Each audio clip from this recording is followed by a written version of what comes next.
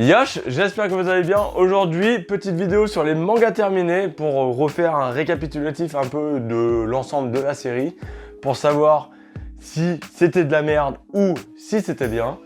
On va parler de 3 petites séries aujourd'hui et je commence par la première, Le Fossoyeur, petite série en 4 tomes éditée chez Komiku. Franchement, ça faisait longtemps qu'on n'avait pas eu une petite série chez Komiku comme ça là. On peut se dire, bah ils prennent pas de risques, ils prennent des petites séries qui ont été certainement interrompues ou pas, mais en vrai, très beau dessin. Petite série en 4 tomes qui glisse toute seule, on arrive à la lire facilement, on nous met un décor très rapidement, on nous met une histoire et une problématique aussi à résoudre assez facilement. Il y a eu une interruption peut-être dans la série, pas de problème, petite ellipse qui est bien gérée, ça pose aucun problème. Et on a un final digne d'une petite série en 4 tomes qui a certainement été rushée ou pas. Mais en tout cas, je suis pas du tout resté sur ma faim. Ça sera une série qui restera certainement un bon petit moment dans la Mangatech parce que déjà cette jaquette est magnifique. Et même j'ai vraiment kiffé en fin de compte cette petite série en 4 tomes qui parle d'exorcisme. Pour remettre dans le contexte, c'est une famille d'exorcisme. Le père vient à mourir parce que le gamin a fait de la merde à un moment. Et du coup, c'est le gamin qui doit endosser le rôle d'exorciste à la place de son père. Parce qu'ils ont un peu une faculté dans sa famille. Je sais pas, absorber les esprits un peu ou aller contrôler. Enfin bref, à la fin, on nous pète une putain de transformation qui est ultra stylée. Donc c'est pareil, on avait tout. En vrai, on avait tout dedans. La série, je pense qu'elle aurait pu durer plus longtemps pour développer un peu plus les autres personnages. Mais bon, ça passe, ça passe. L'auteur, il savait éliminer des personnes à l'appel sans aucun problème. Ça, c'était plutôt cool pour une série en 4 tomes. Et du coup, on l'apprécie. Voilà. Donc, si vous avez envie de découvrir une petite série en lien avec l'exorcisme, enfin, les exorcistes, pas avec l'exorcisme, avec les exorcistes, je vous conseille Le Fossoyeur de Shigeru Watanabe. Franchement, c'était maîtrisé, les dessins étaient très beaux et c'est un peu gore quand même, hein, je tiens à préciser, c'est un peu gore. Mais c'était très très cool. Série suivante, Bomber Boy, 4 tomes dans la série. On sent que c'est pas forcément une série qui a été rushée, parce que lorsqu'on voit la fin, enfin moi je trouve pas que c'est rushé, hein. On a notre combat final, on a notre histoire Si, il y a un truc qui est rushé, je trouve, c'est la fin. C'est les dernières pages. On est en mode gros combat final, 4 pages de fin. Voilà, ça c'est un peu plus chiant à digérer. Mais ça passe, en vrai. On aurait voulu suivre un peu plus l'histoire de notre héros, hein. Donc le deuxième en partant de la droite sur la jaquette. Mais on n'en veut pas forcément plus non plus. On est sur une histoire où il y avait un but un peu, c'était de gagner la guerre. Mais bon, ce but, on l'a un peu perdu. C'est peut-être pour ça, hein. C'est peut-être une série vraiment interrompue. Hein. Et c'est peut-être à cause de ça, parce que ça s'est un peu dispersé. Ou, puisqu'elle a été peut-être interrompue, on l'a arrêté en mode non, mais trouve-nous une autre quête là, vite fait.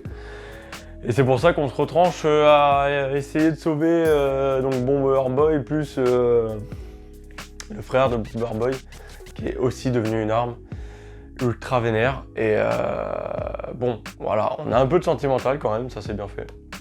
On a des très bons points. Franchement, si l'auteur nous sort donc c'est Mikumo Seto, s'il nous sort une autre série avec le style de dessin qu'il a. Et moi, ça me faisait penser un peu à Astro Boy, mais de Naoki Urasawa, voilà. Le robot, il est très très stylé, très charismatique. Les personnages l'étaient, sont charismatiques. Franchement, réussir à nous faire aimer cette équipe de loupards où ils ont tous des petites compétences, un peu des caractéristiques à eux. Franchement, en 4 tomes, c'est génial.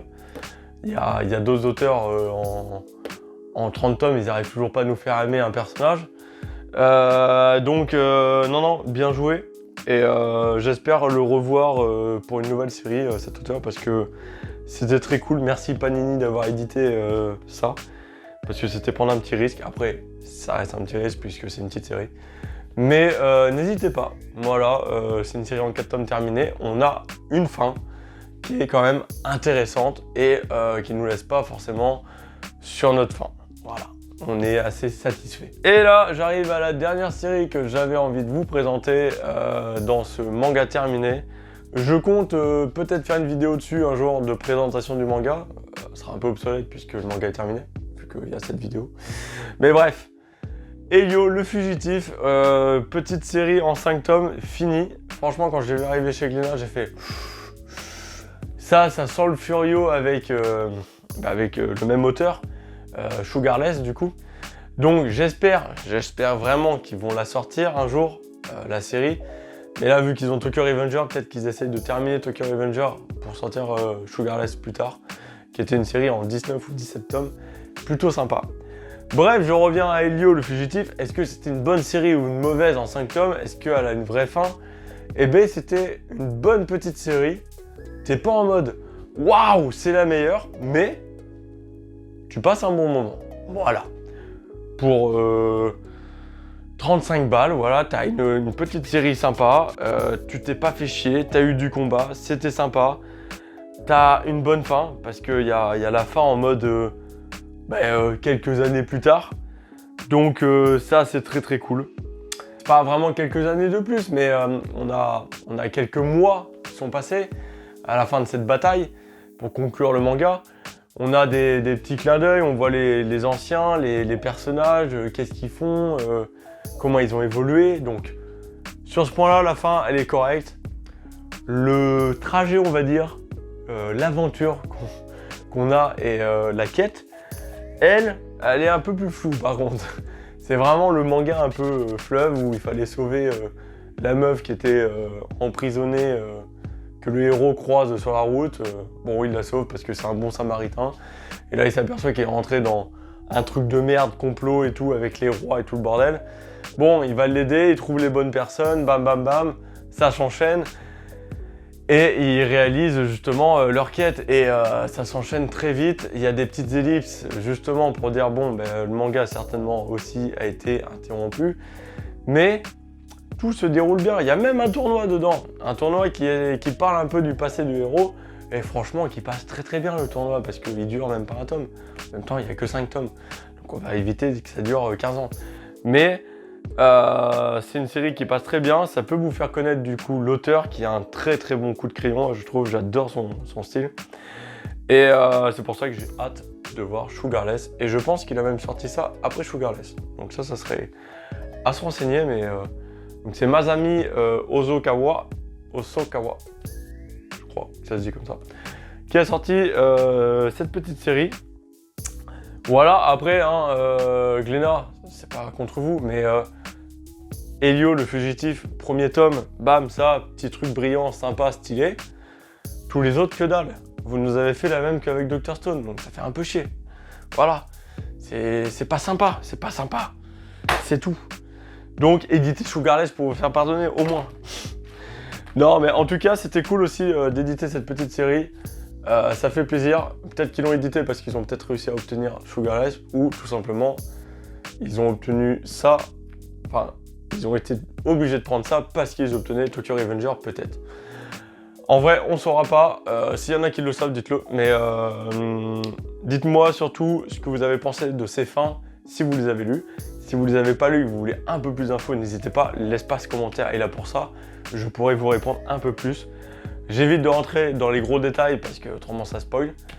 Mais c'est tout ce que je peux vous dire. C'était 3 mangas courts, donc le plus c'est 5 tomes, qui valaient la peine d'être connus et d'être lus. Donc n'hésitez pas à vous y intéresser. Voilà, c'était tout pour ce petit résumé, ce petit bilan de manga terminé. J'espère qu'il vous aura plu. On se retrouve pour un prochain qui va arriver normalement prochainement, puisque j'ai 3 autres mangas encore terminés qu'il va falloir que je vous parle, dont un gros qui était en 27 tomes. Voilà, ceux qui ont deviné de quel manga je vais parler, mettez-le dans les commentaires. On se retrouve sur Manga Corp pour une prochaine vidéo. Yosh!